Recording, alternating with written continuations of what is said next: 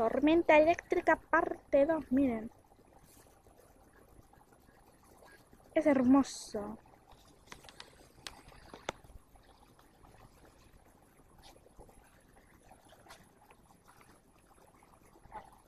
¿Qué está buscando el abuelo? Y pregúntale al abuelo. Estoy buscando algo que no meta el pie y pise caca. Corta. ¿Por? Corta. A ver.